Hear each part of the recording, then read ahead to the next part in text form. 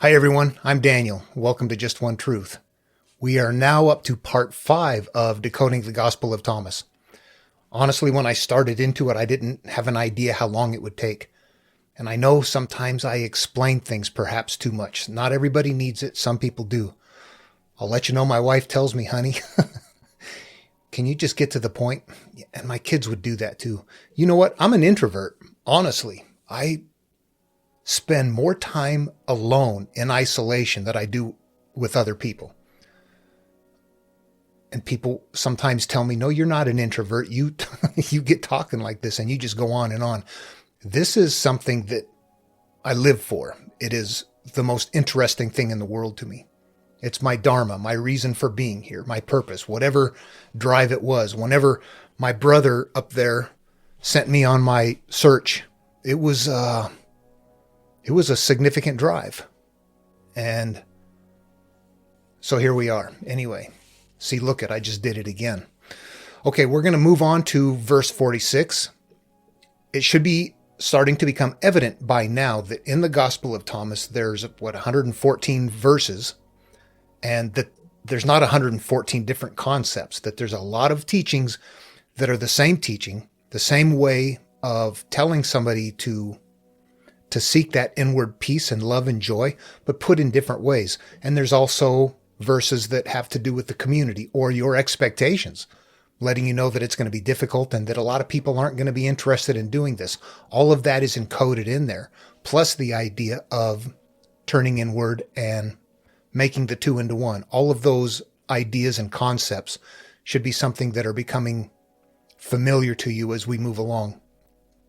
The inward and outward concept that I talk about, religious and spiritual, are terms that a lot of people use to describe those, but those come with a lot of baggage. And by that, I mean that for me, religious is the person who gets on their knees or looks to some sort of magical, spiritual entities or concepts, astral alignments, some kind of energy outside of them, crystal energy, tarot cards, I don't know, Ouija boards. They're looking outward, and their expectation for their answers in their life have to do with this outside energy, which seems to be pretty capricious, deciding to act upon your behalf or not.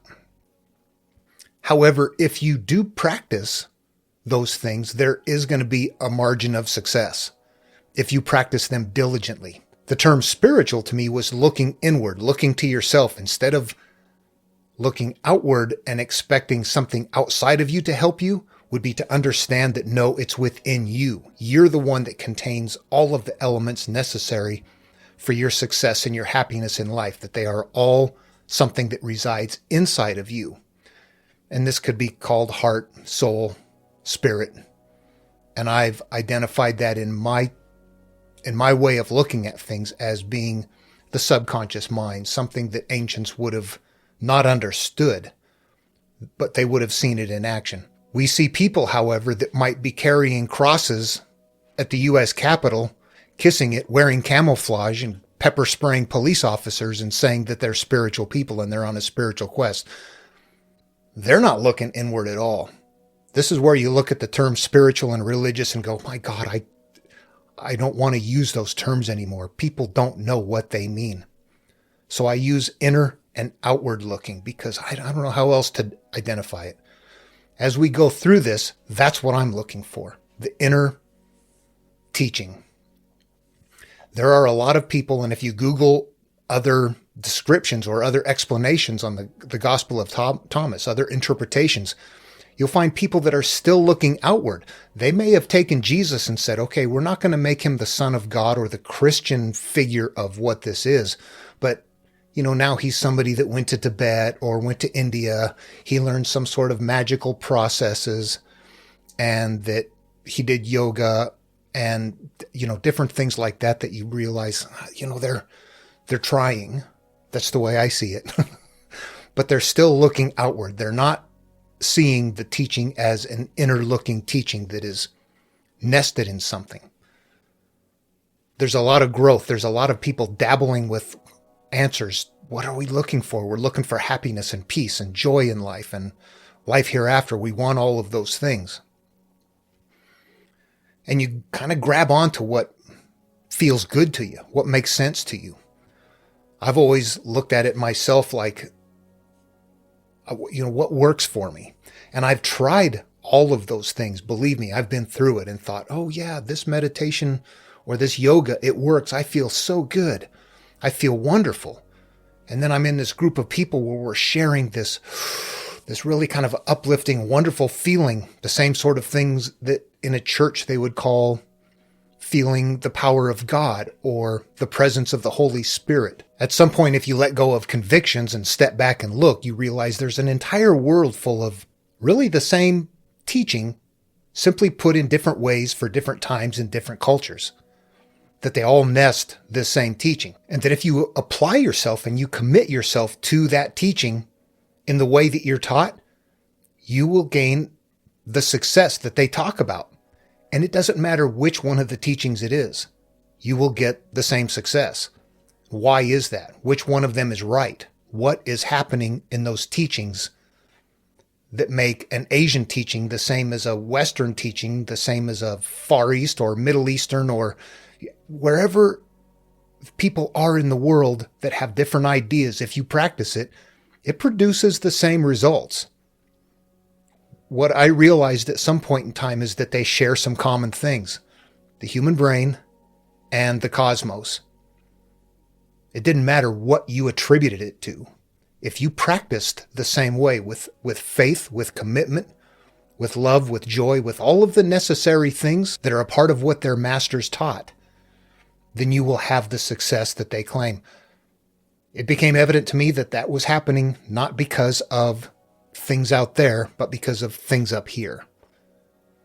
Because that is what they all shared. So in my search for answers, I looked for and applied myself to a lot of different world practices. But after completing those and then going back to work or going back to my life, doing whatever there was, that feeling didn't stay in place.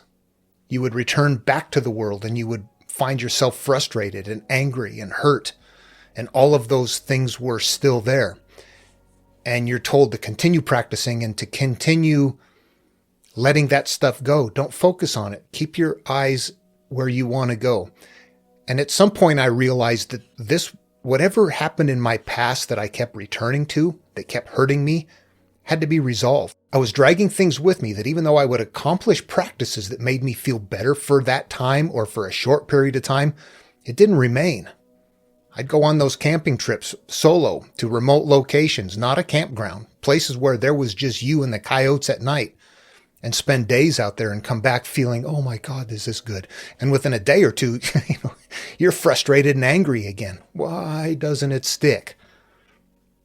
And the reason it wouldn't stick is because I had too much pain and anger inside of me from my past that I could not continue to ignore. I had to deal with that stuff.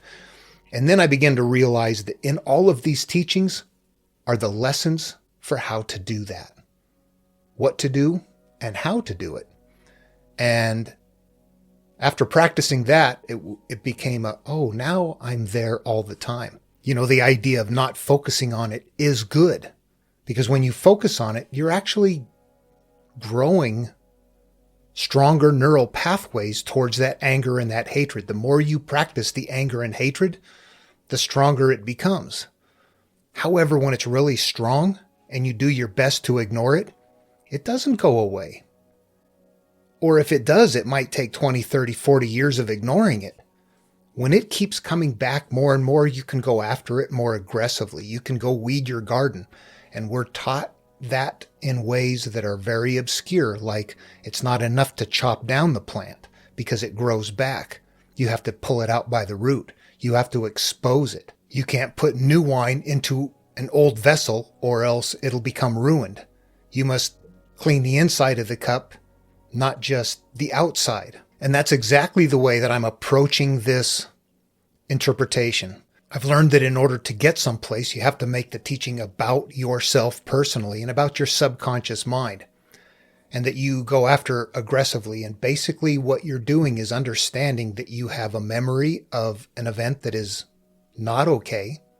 you have your perceptions of that event, which creates the emotional state. And the emotional state is the creature. That's what hurts you. And that's the only thing you can change. Two things you have to do. You can't change the event. So you have to change your perception of the event, which then changes the emotional state, which then causes your memories to reside in a different way. If you continue to carry and bury extreme shame, you are going to continue throughout your life experiencing that shame in some way. Not the same event, but as things continue to unfold for you. And the only way to change that is to change the way you feel about the situation. And you know what they are. Nobody else does. It's a very personal thing. Nobody, myself included, tells you what to do. My purpose here is to show you the path that I took because I feel like this is the right way. Yeah, who doesn't feel like their way is the right way? I get it. Anyway, okay, that having been said, let's go ahead and jump into the interpretation. We're going to see some of that appearing in these verses that we're about to hit. So I wanted to caveat what we're about to start unfolding here with this kind of a bit of a concept, this way of thinking about it. Okay, moving right on then, let's get to verse number 46. Jesus says, "From Adam to John the Baptist, among those born of women, there is no one who surpasses John the Baptist, so that his," they're talking about John's, "eyes need not be downcast. But I have also said, whoever among you becomes little will know the kingdom and will surpass John." Okay, the way that I understand this one, I'm going to leave Adam out of it because we'd have to go through a whole explanation on where does Adam fit into this. And I'm going to do videos later on Genesis, on Adam. Adam, I will say, is representative in the teachings of Moses as the human being, male or female, when they're first born. To John the Baptist. John the Baptist was, the Baptist, right? We know that story. That's actually correct. He took people who wanted to become Christians, took them in the river, and they did the symbolic bathing. You dunk down into the water, you raise them up, you turn your life over to Jesus Christ, and you have symbolically had your sins washed away. You are now a Christian. And I'll be honest and tell you, I can't work through all of the verbiage on this one. Those born of women. Everybody's born of a woman, right? That's the way life works. Woman, however, has different metaphoric representations in these teachings, and it's unclear in this one what that is. Woman, Eve, the subconscious, the soul, the inner part of you. That could be the case here, but I'm not certain. Let's just look at it this way. In John's time, and what John did was take people that were not Christians, baptize them, and made them Christians. So that was one step towards this understanding. But when we get into the next verse, but I have also said, whoever among you becomes little will know the kingdom and will surpass John. We turn this inward and we make it about our soul. So whoever among you becomes little will know the kingdom. Think of, blessed is he who is poor in spirit. Emptiness, the same thing that Buddha taught, becoming the person that is a lot smaller, a lot less than this worldly, complex, wrapped up in everything kind of person. You're trying to let go of all those things. This becoming little and knowing the kingdom, the peace, the inner peace, is another way of saying this. And you will surpass John? Yes, you have now gone from a Christian looking outward to somebody who is seeking the kingdom of heaven within and looks inward. I'm going to leave that one at that. I think that it could probably have a better explanation, but I don't want to spend a lot of time with it because I don't think it teaches anything in that verse that is something that you must know, that this is a step that we have to take in order to get to the kingdom of heaven within. I believe that what this teaching is actually saying is that You can get to the outer shell, and that's the first step. That's where you get with John the Baptist. And once you turn it inward, now you've surpassed that. You have gone farther. You're now on your path to the kingdom of heaven within. So moving on to verse 47, Jesus says, "It is impossible for a person to mount 2 horses and to stretch 2 bows. And it is impossible for a servant to serve 2 masters. Else he will honor the one and insult the other. No person drinks old wine and immediately desires to drink new wine. And new wine is not put into old wineskins so that they do not burst, nor is old wine put into a new wineskin so that it does not spoil it. An old patch is not sewn into a new garment, because a tear will result." This is a whole series of verses right here that is important. This is where we really can turn it inward. Mounting 2 horses or to stretch 2 bows. What is your choice in life? What is it you want to do? Do you want happiness, or do you want to serve the world? Do you want to serve yourself in your physical world, or your spiritual happiness, your inner peace? You can't do them both. Not successfully. Yes, you can actually apply yourself to both of them, but you're not going to succeed at either one of them very well. And it is impossible for a servant to serve 2 masters, else he will honor the one and insult the other. This is just another way of saying the first verse in a little bit different lingo. Make a choice. What is it that you wish to do? The spiritual path? Remember, Jesus is kind of a mendicant monk sort of a character. I don't advocate being a mendicant monk. That's got its own set of issues. But you want to get to a point where you are not attached to things, to the physical. Yes, we live in the physical world, but if your attachment becomes to the physical, you lose the spiritual. You lose the connection to the peace, the joy, the happiness, and step into the realm of want, gotta have, need more. You have to look at those 2 distinctions. Then the next one, we have a verse that shows us about ourselves. No person drinks old wine and immediately desires to drink new wine. Wine in this case is a metaphor for spiritual consumption. New wine, old wine. Old wine in this case is a metaphoric representation of the way you've lived your life, the way that you've had fun and, partied, or whatever it is that has prevented you from being on an inner spiritual path. This one's not about the pain or the shame or the things like that, but it's about living a life that is blind, that is not paying attention, that doesn't realize you're not in charge or in control of your life ultimately, that you have been conditioned. It's difficult to make that change. The new wine is representative of bringing in new things, new ideas, new learning, new consumption. And I believe wine is a good metaphor because it affects your mind. It affects the way you feel. In this case, making the changes, the new wine, to go on that monastic path or that inner spiritual path, it can be difficult to do, and it's not always desirable to make all of the changes. We've seen that in other verses. People like the results, but they don't like what it takes to get there. It takes some work. It takes looking inward. It takes dealing with issues, and that shows up in the next one. And new wine is not put into old wineskins so that they do not burst, nor is old wine put into a new wineskin so that it does not spoil it. In this case, I imagine having a wineskin made out of a goat's stomach. This is an organic thing that would be pretty putrid after it got old, right? You start out with a fresh and a clean one. You put wine in it, you're good to go. If you keep this thing around and you keep drinking wine and keep putting new wine into it, it's going to ruin that wine.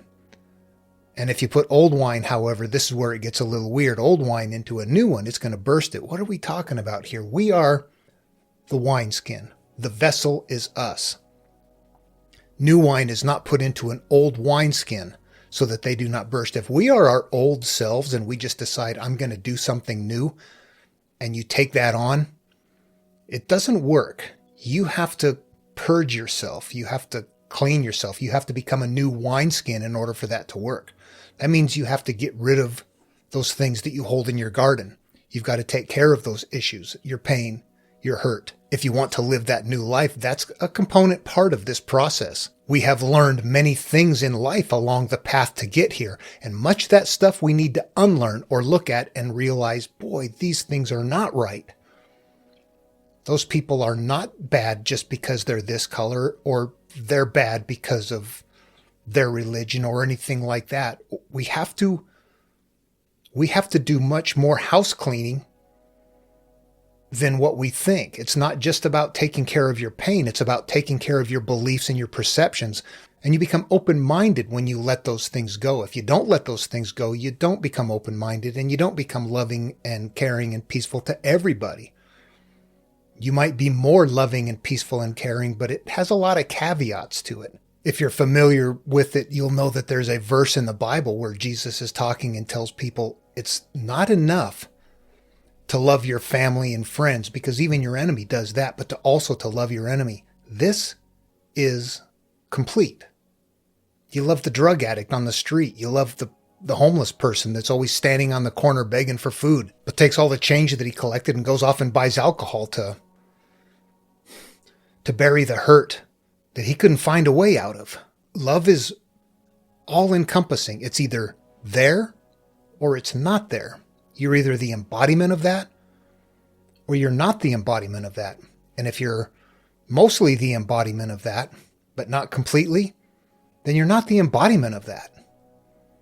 He's talking about a really complete commitment. You become that all the way. This is similar to Jesus saying, as a child will you enter the kingdom of heaven within. You're starting out new. It's a rebirth. And then finally, in the last one, an old patch is not sewn into a new garment because a tear will result. Same thing. Obviously, in the physical world, we know that that's not true. If you have a tear in your jacket and put a patch on there, it's not going to result in a tear simply because you put a patch on it. But if we are the garment, whatever we're wearing, whatever we are housing ourselves in, putting a patch on it, trying to say, I'm okay, that doesn't bother me, when it really does bother you, it doesn't work. You have to do more than just say it's okay, or to ignore it, or to meditate past it and leave it in place. You have to go after it. Putting a patch on the shell that you're using to hide your pain won't work. Your pain is still coming out. The stuffing still comes out. A tear will result. You have to fix what is inside. You can't just hide it with something on the outside. You can't just put a patch on it. Okay, moving on to verse 48. Jesus says, if two make peace with one another in one and the same house, then they will say to the mountain, move away, and it will move away. We should know this one pretty well. We're the house. What are the two? The two are the parts of us that are in conflict. And as long as we exist within our thoughts, within our experiences, within our life in conflict, and we know that by how we act. Nobody wants to get angry. Nobody wants to lash out. Nobody wants to have horrible experiences. But if we're doing that, we're living in conflict. There are beliefs, there are things that have to do with love and joy and peace to all on the planet. But we might limit that to our family and group of friends or the people that are like us. We are in conflict. If you want to move mountains, if you want to have the most success in life, if you want to have all of your brain capacity available for what you want to manifest in life, you've got to put them all in one. They need to be combined. They can't be separate channels, separate parts of you. When you combine those two, when you go through the process of taking care of the things that prevent you from being the person that you want to be, the love, the joy, the happiness, then you become more complete. You become one. And then you will have incredible success. Verse 49, Jesus says, "Blessed are the solitary ones, the elect, for you will find the kingdom.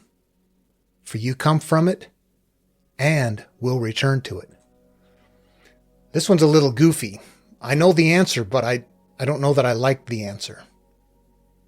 But it seems to be true. Solitary ones, we just covered that. What is it to be solitary? You're not drawing two bows. You're not riding two horses. You're not an old wineskin trying to put new wineskin in. You're not at conflict with yourself in the house. You have become solitary. You see the flow of things here that just keep building on that same theme. For you will find the kingdom. The kingdom is nirvana. The kingdom is the kingdom of heaven within. The love, the joy, the peace, the embodiment of life is good all the time. However, that term, the elect, what does that sound like? It sounds like you've been chosen. It sounds like, and that's not the case. Nobody's choosing anybody. There's nobody out there choosing anyone. So that's not right. However, we do know that most people are not going to go on a path like this. I think elect might be something you could say the people with the right personalities and the right life experiences and the desire to become that monastic loving person. For whatever reason, you are the elect. For you will find the kingdom, for you come from it and will return to it. I'm going to throw that one up in the air. I mean, you can look at that and it sounds very appealing, doesn't it? We came from this wonderful place. We're going to go back to this wonderful place. However, in a life, I think what it means is that when you're born, you are that pure person. And when you accomplish this path, this journey, this purging, this understanding, this realization that you were programmed, you look inward and you say, oh, I'm going to change everything I was told. Well, at least all the stuff that you can analyze and realize that this doesn't fit with the love, the peace, the joy. Then you return to that place. You get back to that same place of love and joy and peace. Later in life, you become the same thing that you were earlier in life. Okay, verse 50. Jesus says, "If they say to you, 'Where do you come from?' then say to them, 'We have come from the light.' The place where the light has come into being by itself, has established itself, and has appeared in their image. If they say to you, 'Is it you?' then say, 'We are his children, and we are the elect of the living Father.' If they ask you, 'What is the sign of your Father among you?' then say to them, 'It is movement and repose.'" This one doesn't teach a personal path. And as much as I would like to get into this one and talk about it, I think there's some things I don't understand and other things that sound like kind of what we've been talking about already. And I don't feel the need to try to detail it incredibly. Look it over. Post comments below if you'd like to. It sounds like just a little bit more of there are people that are going to make this and there's people that aren't. And the light is that glowing being, you become this, you become the embodiment of love, joy, and peace, and people see that. The last line might be the important one. What is the sign of your Father among you? Then say to them, it is movement and repose. It is moving through life effortlessly, like water. We know that teaching from other places, allowing things to unfold naturally. You get to a point in your life when you've done the rest of this stuff that moving like water is what happens. Movement and repose. You're going through life and everything is fine and it's relaxed and it's peaceful. Moving on to verse 51. His disciples said to him, "When will the resurrection of the dead take place? And when will the new world come?" He said to them, "That resurrection which you are awaiting has already come, but you do not recognize it." This one's simple. This is the Christians asking him, when are you coming back? When are we coming back? When is this resurrection going to happen? When do we have new life again? And he's telling them, it's already here. You don't recognize it. To me, that means he's saying, for those of you that are waiting and waiting and waiting for Jesus to come back and to save you, that's not going to happen. The Christ consciousness is here now, and you need to use it to save yourself. It's already here. Moving to verse 52. His disciples said to him, 24 prophets have spoken in Israel, and all of them have spoken through you. He said to them, you have pushed away the living one from yourselves, and you have begun to speak of those who are dead. 24 prophets, feel free to look them up. It doesn't matter. We got Abraham, Isaac, Jacob, Moses, Joshua. It goes on. Islam has a lot more because they've included Jesus and other people and Muhammad and whatnot. These are people that have come along who have said, here's the answer. But there's more than that. I don't want to limit it to 24. Buddha was a prophet. Lao Tzu was a prophet. All the authors of the Bhagavad Gita and the Upanishads are prophets. We can all classify them as these wise, sage, we got this figured out. We're going to write it. We're going to encode it and nest it in these teachings and send them through our cultures. This is the important one. You have pushed away the living one from yourselves, and you have begun to speak of those who are dead. The living one among yourselves is you. You are your prophet. At some point when people are teaching me things, or you things, or us things, it doesn't matter what they teach. We can understand it. We can know it academically. We can take a test on it and say, here are the answers. But can we go out on the street and live life and have that live through us? Or is it just something that we have in our knowledge? We have to actually become our own prophets. We have to live life. We have to take time. We've got to do the things necessary for that to become ensconced into who and what we are and to become that person. This is the prophet. You are your prophet. This is kind of illustrating that idea that you don't follow people. You don't listen to what people tell you. You gather information and you process and you figure it out yourself. Only in that does it become who and what you are. So this idea that you have pushed away the living prophet from yourself and are speaking of the dead ones means that you're living your life trying to figure out what they said without realizing you have to become your own prophet. At some point in time, I mean, that's what it is. You can't push yourself away as the person who seeks, who does this. Okay. Moving on to verse 53. His disciples said to him, is circumcision beneficial or not? He said to them, if it were beneficial, their father would beget them circumcised from their mother. But the true circumcision in the Spirit has prevailed over everything. Okay, we know what circumcision is. We know that that was a Jewish tradition for whatever reason, and it still continues on today through Abrahamic traditions. It's very prevalent. I've been circumcised. Many people in the West have been circumcised.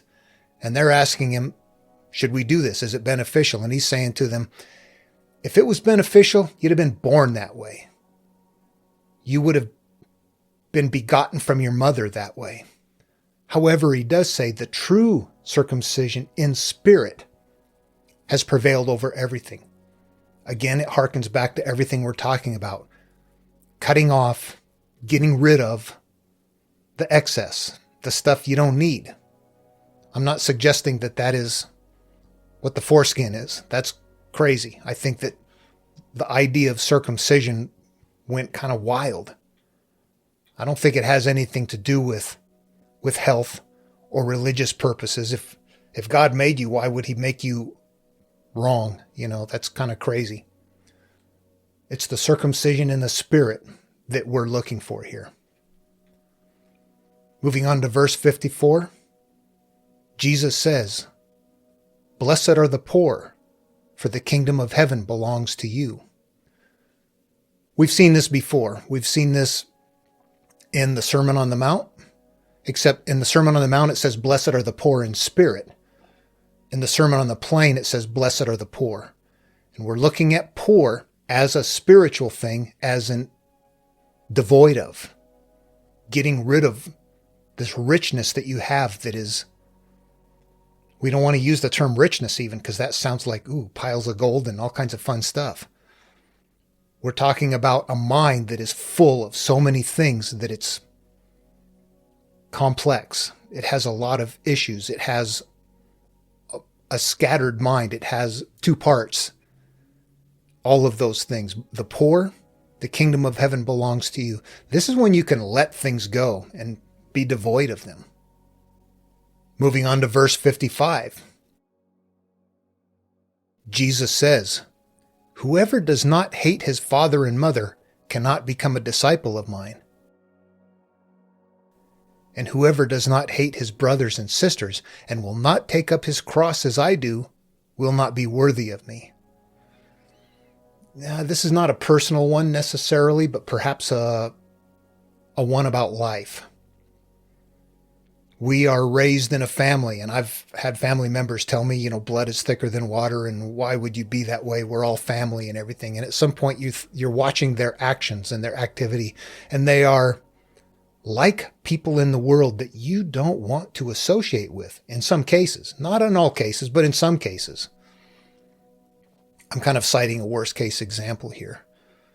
When they are Christians and posting on Facebook how liberals are baby killers and all that kind of stuff. And Jesus never told us that we should pay taxes to feed the hungry, or that we shouldn't protect our home by putting up walls against, the invading people who are looking for life. I'm a pretty liberal thinking person, and I'm not a baby killer, and I don't support killing babies or anything like that. There's a point where you look at them and say, my God, I don't want to be around you. You are not the embodiment of what I'm trying to learn and what Jesus taught. This love, this peace, this caring.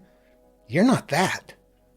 I want to follow this path. I want to follow this teaching. And that means leaving you and my commitment to you behind. I don't owe you anything. I was just born. I come through life and I'm walking my path. And that path doesn't include staying with people or hanging out with people that are not my kind of people. Yeah, take up the cross as Jesus did. Metaphoric. Take up this path. But along with that, it hints to the idea that this is not a common thing, that there are individuals that come out of the masses and become something different. And you have to leave those beginnings behind. If you've watched all of my videos, I was whipped, beaten, abused, not knowing where to turn or what to do. I drank to excess in an effort to survive or to live with the pain, because I didn't know that I could put the pain down. I thought I had to just carry it. That was my life. That there was nothing I can do. That I was just screwed. By the time I had my own children, my daughters, I had worked through enough of this stuff where I didn't whip them with belts and electrical cords. They didn't get screamed and yelled at. They were treated with love and dignity. And they're wonderful people. They respond to the way you treat them. The level of correcting that I got was not correcting. And it wasn't beneficial in any way, shape, or form. It hurt me. It hurt my life. And it hurts a lot of people's lives. I'm lucky. Boy, am I lucky. I feel so grateful that I found a way out. But I'm giving you only maybe a middle of the road example. There's people that have had it a lot worse than me. There's girls that were raised, that were molested routinely by family members and told, shut up or I'll kill you. I learned later in life, in my life, in talking to my mom and pinning her down and making her talk to me. I don't mean literally. I mean, you have to help me out here, Mom. That she was beaten, she was whipped, she was molested regularly and told, shut up or you'll get it again. She never found a way to get a hold of her demons, so they played out. And I was able to see that. I was able to recognize that there's a chain, that the family traditions go from place to place. And they can be different. Not everybody is abused or molested. I had it lucky. But there's other people who need to leave their families who were not treated that way at all, but their families might be like, oh, that's kind of crazy. You shouldn't be doing that. You should become a success. What kind of a house and a car do you have? Don't you want a boat? All of those things, at some point in time, you realize what you're leaving behind is the desire to become a significant part of society. And there's nothing wrong with that, honestly. There are people out there that is what they want in life. That's fine. Let it go. You can have things as long as you're not attached to them in such a way that it hurts you to lose them, or that you worry about them all the time, or that you want more of them. If that's your life, well, that's your choice. If you're on this path, all of that stuff, you have to leave it behind. I know around the world there's a lot of different convictions about what happens to us after we die. And I'll be honest, I want to live on forever too. But there's a good possibility that life is all there is. And if we're watching this video or making these videos, we should feel very fortunate that we have so much, because there's a lot of people that didn't make it, that didn't get a chance, or that aren't getting a chance today to live a wonderful, happy life, a life of fulfillment. But if at the end of the day, when you close your eyes, the lights are just out, then I think what's going to be important is that you live life happy. That's our lesson from Aristotle, right? In the Nicomachean Ethics. Happiness is the greatest of all things. You might live life thinking that if you seek a lot of stuff, you're going to find happiness. But if you're happy, you're not seeking anything.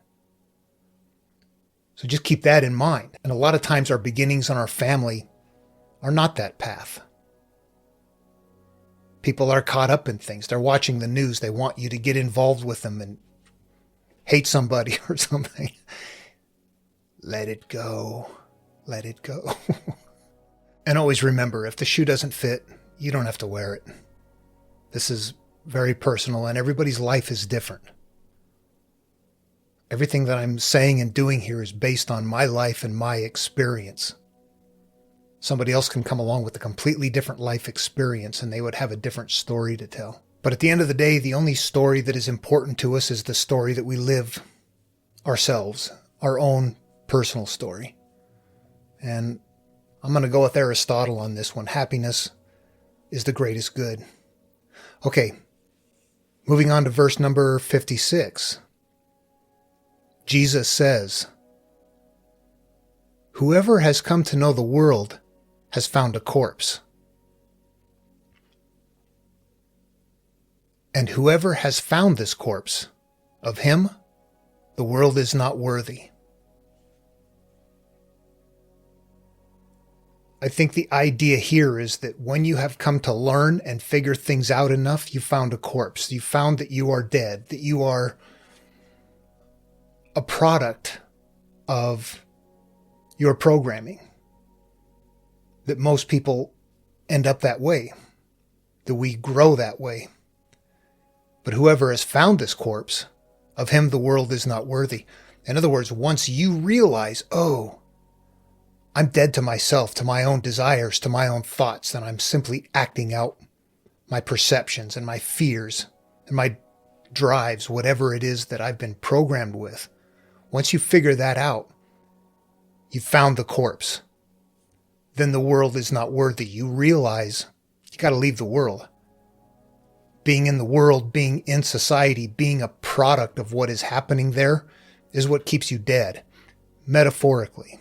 In order to be alive, in order to make your own choices about your life and not be simply responding to what is happening around you, the world becomes non-worthy. That doesn't mean that you don't interact with the world or make some sort of positive changes in the world. It means that you are now a product of yourself and you're making choices as opposed to you being a product of what is happening in the world around you. Moving on to verse 57. Jesus says, "The kingdom of the Father is like a person who had good seed. His enemy came by night. He sowed darnel among the good seed." That's a ryegrass. The person did not allow the servants to pull up the weeds.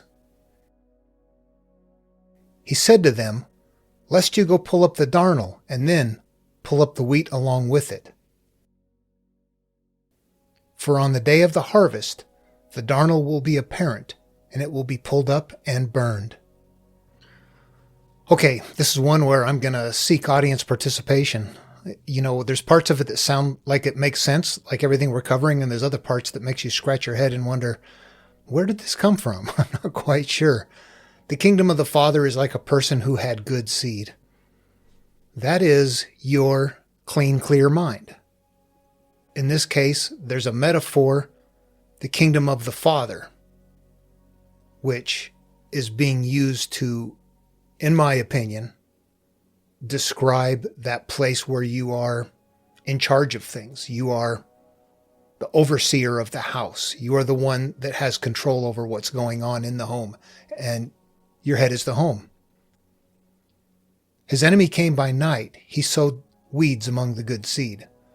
We can use garden metaphors there as well. We're planting things in our garden. There is good seed. There are good things that we have. The enemy are the experiences in life that we don't like, that we don't want, that hurt us. They can also be beliefs that we have that are ultimately false beliefs, things that we might be convinced are true about people or about things, that in all reality, if you could see life through their eyes, you would realize, oh, what I believe is not true. So it's not just about your pain, it's about your beliefs that are incorrect. The seeds that are sown, the weeds that are sown then are just simply the experiences that we're having that prevents us from having the most rich and fruitful garden. The person did not allow the servants to pull up the weeds. In this case, we've already covered how servants are products of who and what we are. They're the things that are in charge of our mind when the Father is not in charge of the mind. It's another way to describe the idea that we are attached to the world and that we are living in response to what is happening around us, as opposed to stepping back and going, whoa, wait a minute, I'm not going to respond to the things happening around me, because then I'm just being a product of that. But here we have the person did not allow the servants to pull up the weeds, which all of a sudden steps into this realm of, what? I don't get that. Why would products of you pull out the weeds? And then he said to them, lest you pull up the weeds and then pull up the weed along with it. This kind of sounds like the idea that if you're going after weeds in your garden, you don't want to do it. You want to wait until, like in the next line, on the day of the harvest, when the darnel is apparent and it will be pulled up and burned. This kind of sounds like when things are manifested, and perhaps this is it, even though it doesn't quite frame up exactly this way, that you want to go into your mind and clean these things out, but you can't clean them out until you see them. When life manifests in such a way that you can see what your problems are. Let me try to come up with an example. Let's say that you're constantly getting angry over a certain situation. It's something that you're routinely exposed to, and you just blow up, and it's something that you know is a problem. You are somehow attached to that in a way that you recognize, God, I've got to fix this. I keep blowing up over something. And you begin working on that, and you begin looking for the source of your anger and your perceptions and why you think the way you think that causes you to react the way you react, and what you carry inside of you that might be hidden away, that's the weed that you need to pull out. But you can't pull that out unless you see it. Then you work on it and go, okay, I've got it, and I pull it out. And it might not be pulled out. You might think it's pulled out, and you might feel better, and you make restitution with the people around you, and all the forgiveness is made, for the 10th time. And life goes on and everything is okay, and then you react again. That's what lets you know that the weed's not pulled out, that there's still something there, or you still haven't resolved it, or you're still falling into habitual ways of response and reactions. You're not on top of it yet. You really have work to do. And that's the only way I can kind of see this, but it doesn't, like I said, it doesn't frame up exactly that way. Please put your thoughts below. Okay, moving on. Verse 58. Jesus says, "Blessed is the person who has struggled. He has found life." I've seen this in another interpretation that says, Jesus says, "Blessed is the person who has struggled and found life." And I thought that one made a lot of sense. This one where it says, "Blessed is the person who has struggled, he has found life." I don't know if I find that as telling. Sometimes it's good actually to take different versions of the Nag Hammadi or the Tao Te Ching or the Dhammapada.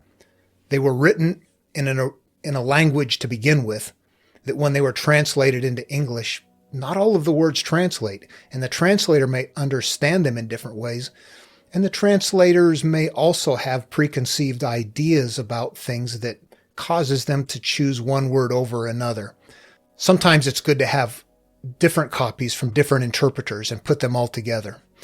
In this case, I would say, "Blessed is the person who has struggled. He has found life." Doesn't make sense.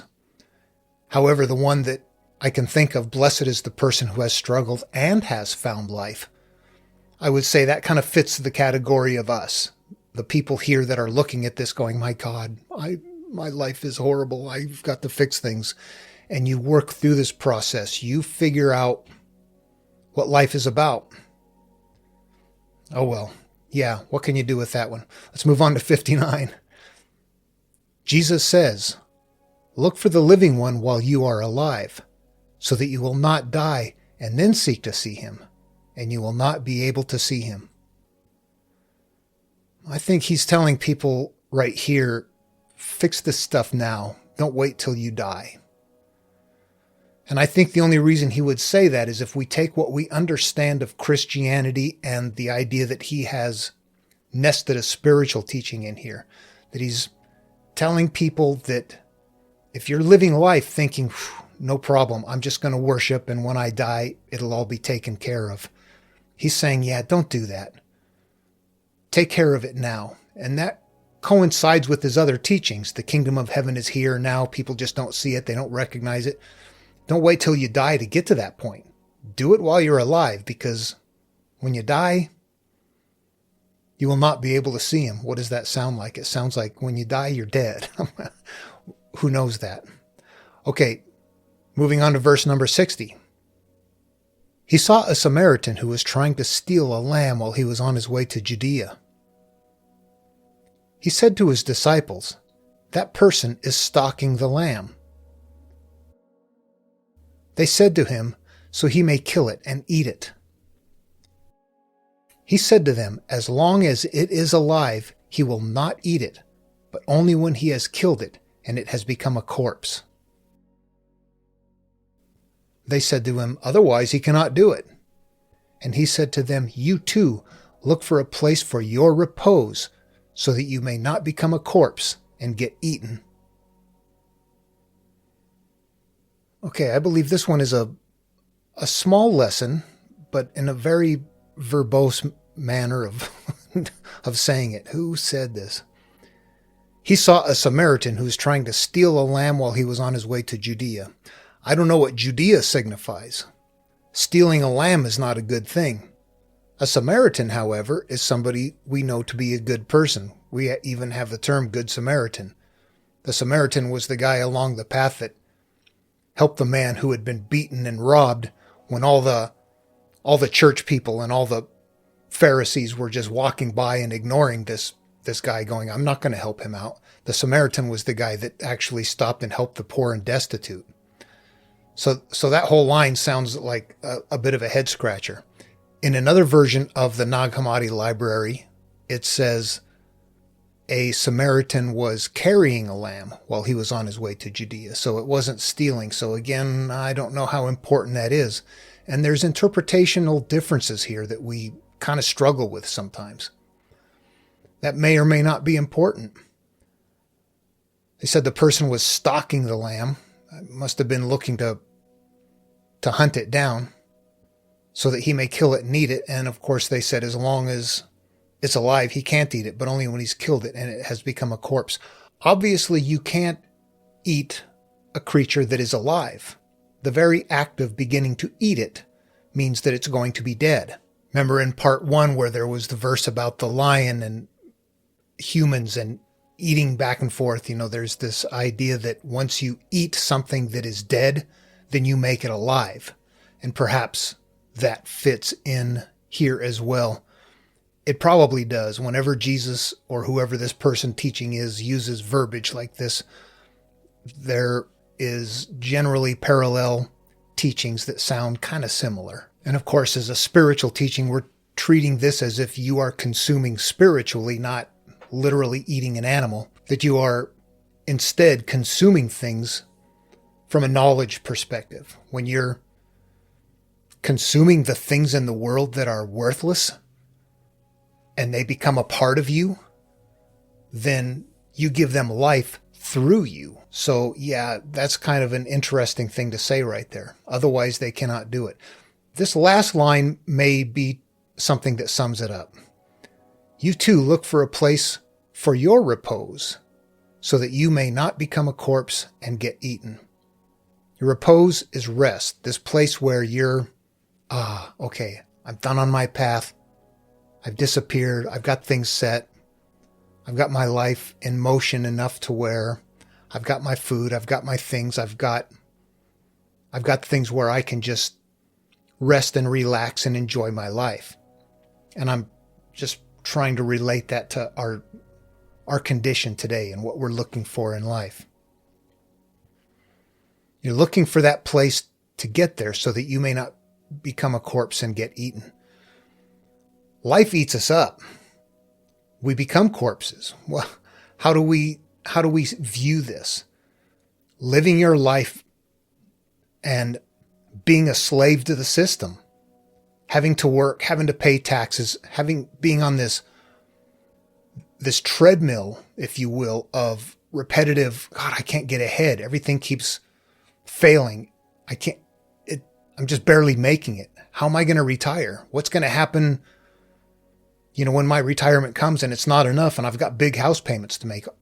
You're a corpse.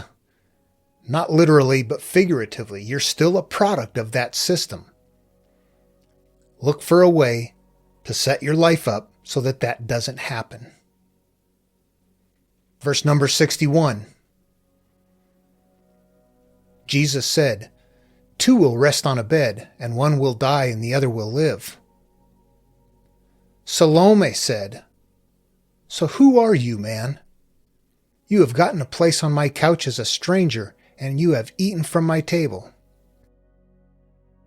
And Jesus said to her, I am he who comes from the one who is always the same. I was given some of that which is my Father's. I am your disciple. Therefore I say, if someone becomes like God, he will become full of light. But if he becomes one separated from God, then he will be full of darkness. Okay, for where I am in my understanding right now, this one's a mixed bag for me. The first one, piece of cake. 2 will rest on a bed, the one will die and the other will live. That sounds like we are all resting in one place, and there's 2 of us together, and one dies and one lives. Which one is it? The one that is the spiritual one that's looking for love, peace, and joy, or the one that says, I'm just going to go live life on the planet and take whatever comes or be a product of what happens? To me, this is an indicator of that. Salome, who is that? I've never seen or heard that name before. This exchange right here. So who are you, man? You have gotten a place on my couch as a stranger, and you have eaten from my table. Spiritually, I don't know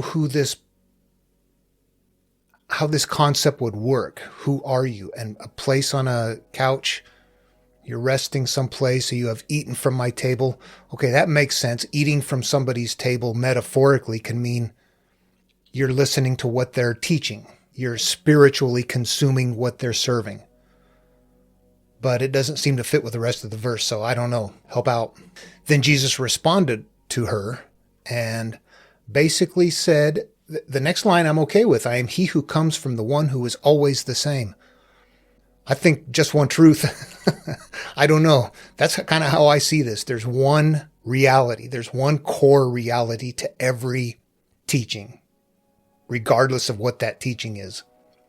And that processes that you use mentally, the love becoming the embodiment of that, the joy, the peace, the helping, that whole kind of Buddhist monastic, very, very kind and gentle nature is at the core of everything, regardless of who you credit for the success. We're the ones doing it. Anyway, perhaps that's what he's saying here. I was given some of the things that was my Father's. I am your disciple. As a disciple, we learn from somebody. We help. I don't know. Therefore, I say, if someone becomes like God, he will become full of light. But if he becomes one separated from God, he will become full of darkness. This just seems like more of the same of you are either in charge of your life and joyous. You control your thoughts. You decide what is right and wrong instead of becoming a product of the world and becoming a tool for society and sides and groups and political parties and whatever the case may be. That instead of being somebody who listens to others and saying, oh, they must be right, you're one that listens to others and says, how do I know you're right? Let me have my own personal experience. I think the people who are full of darkness are the ones that just go with the flow. The people that become full of light are the ones that question everything, seek and knock. This one definitely fits into that category of verses where I've mentioned a couple of times in other videos that if it doesn't make sense to me, I don't want to discard it. I don't know the source. We don't know who wrote it. It came about long after whoever this person, Jesus, if he existed, would have said anything.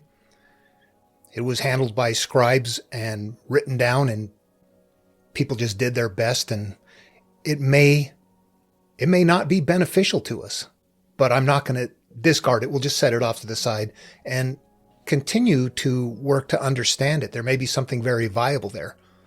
On the other hand, we might get to a point where we understand the teaching and go, okay, I got it. There's a lot of superfluous things in here that we can kind of set off to the wayside because we're not lacking in anything to try out on this path. Okay, moving on to the next verse. Verse number 62. I tell my mysteries to those who are worthy of my mysteries. Whatever your right hand does, your left hand should not know what it is doing. Okay, these are two fun lines that I don't quite understand. I'll ask for your input again. The first one seems to be kind of straightforward, actually. I tell my mysteries to those who are worthy of my mysteries. That almost sounds like a few people are going to get this. You know, I don't believe anybody is out there telling us mysteries. I think that in the scheme of how the spiritual search works on this planet, that people who look inward, that really do figure out that it's them that they need to rectify in order to change their life, that's a few people. And it seems like it's mysterious, although some cultures teach it straight out. Buddhism lets you know that right from the get-go. The Christian way of teaching it is encapsulating it in something that is that has a completely different outer meaning. So maybe he's simply suggesting that. The next verse, whatever your right hand does, your left hand should not know what it is doing. This one, I don't know. I know what a lot of people say, and from the religious perspective, there's one idea that I've always kind of went along with. This verse shows up in the Bible, but it shows up with a group of other things that have to do with helping other people and not letting anybody know.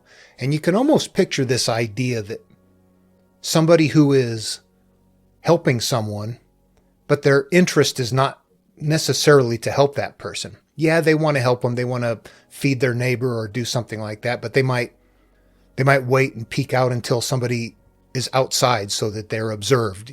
Or maybe they've gone and helped at the soup kitchen over the holidays, and afterwards they let everybody know, oh, I went to the soup kitchen and helped the homeless today. They're doing things that you look at and you wonder, did you go there to help, or did you go there to impress people with your good nature? Is that a reality? However, I don't see how that fits here with this. So it's one of those that you think, well, that might be right. But in the spiritual realm, does it matter? And I think, yes, perhaps, because in the Bible, there's this idea that when you do good deeds, don't tell anybody, because your Father who sees you do them in secret will reward you in secret. So that teaching kind of goes a little bit further along, although that's not what this is about. But I look at that and realize, boy, that's karma, that's energy, that's the balance of the cosmos. That is doing something that creates an energy flow to, I don't know how else to say it. I know that this is a process that is effective in all teachings. If you do something that is good for people and you don't tell anyone, you've kind of created this imbalance of good that has to flow back someplace. However, if you do good and you let everybody know, hey, look I'm a hero, look what I did, that balance has been maintained now, or it's been offset, or it's no longer off balance. You've gotten your reward. You've gotten what you're looking for. You wanted people to say, oh yeah, you're a good person. Okay, you got that. But if you do good and you really are interested in just doing good and you don't care about personal glory, then things happen good for you when you're not paying attention. But I think that's an important thing to understand and to possibly practice too. You're not doing good and keeping quiet about it with the expectation of getting something back. You're wiring your brain to be that way. If you really think about it, if you're acting in that way, then you are being good with caveats. And what's the possible ramifications of that? That things that happen good back for you happen with caveats. Good intentions are just based in good intentions alone, period. If you have expectations, then whatever you're going to get back is going to come with expectations. If you are just good because you're good-natured and you do things like that for people, then that's how it comes back to you. If you're doing it even secretly with some sort of expectations of a return, then that's not right. That's not how it works. And that seems to be something happening in the background. But it has to do with your intent. And that is why your Father rewards you in secret, or karma works, or all those other things happen. It's based on the nature or the quality of your intention. Whatever your right hand does, your left hand should not know what it is doing. Does that verse mean that? Boy, that's a stretch. I don't like to use religious interpretations because I already know, and we realize that they have this motivating idea that this is about God, it's about Jesus, it's about life after death. So that whatever interpretations they make are going to somehow fit with that. In my world, I listen to experts, but experts to me are like scientists or the doctor or people like that are paid to do their job. The experts in the spiritual realm are just people that have an interpretation. So I don't like to listen to somebody say, here's what it means, just have faith. I'm like, no. I've done that before and it didn't work. I'm going to find my own answers. When it comes to the spiritual teaching, it has to be something that you fit with, that makes sense with you, that rings with you. And people telling you, here is what it means, when it's something that's very subjective, I want to be careful with that. Anyway, okay, that kind of wraps this up. I don't know that I have an answer on this other than to say the verses don't seem to go together. Maybe they do, and I simply haven't figured out the interpretation, and I don't know what right hand or left hand means in this verse. Okay, I'm going to bring this part 5 to an end. Been a little bit over an hour here. It should be evident as we move through here that there is a lot of the same kind of teaching over and over again put in slightly different verbiage. The ideas that we're really seeing repetitively here is that we're supposed to take that part of us that has grown separate as we've gone through life and clear it out, get rid of it. And that the things that we bring with us in life, the things that hurt us or the perceptions that we have that create our life to unfold in a way that we're not happy and we're not satisfied with, we need to turn inward and look at those perceptions and change them in order to change our life. And it comes down to mostly that. Oh, also, the very few people are going to go for it, that this is not for everybody, that the teaching has been encapsulated in something that makes sure that it gets the widest possible dissemination amongst the masses who are not going to turn inward and look at themselves, that are going to live their lives with expectations that some kind of worship or some sort of ritual is going to get them to a life eventually after they die. And I don't want to wait for that. I don't want to see what happens.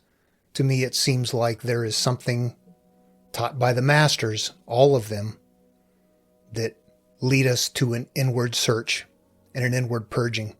And I know from my own experience that when I left all of my issues in place, my life didn't change. Only in going through this process and coming to terms with those things, surfacing those things. I've been pretty upfront about my experiences in my life, and it's because I want you to know, or to observe at least from the success that I've made on the path, that I'm okay with those things to the degree that it's like, whatever, it's okay. And that act changed my life. It's an ongoing thing still. I still get short-tempered. I still get angry. I still want to have a drink sometimes. It's not, there's not like an instantaneous change. It does take work. There's a lot of time and effort that went into making us what we were.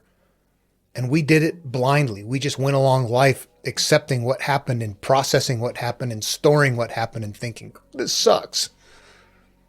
Once you realize that's what's happening, you go, oh my gosh, I've got to go back in and clean all that stuff back out. It takes a while. Some people report, I've talked to people who said they just became the embodiment of love and everything lifted away from them. I don't know if they're honest or not. I remember thinking, oh, God, how nice would that be? It didn't work for me.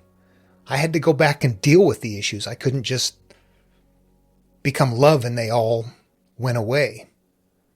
I had to really put something more into them. And maybe my purpose was to go through this path so that I can, suffer through it and show people. I think a lot of people have to suffer through this. The teachings say that, blessed is he who has suffered and who has found life. Is that us? Well, anyway, okay. I hope you got something out of this one. I did. I learn something every time. And I'm anxious to get the next one out. We'll see you next time.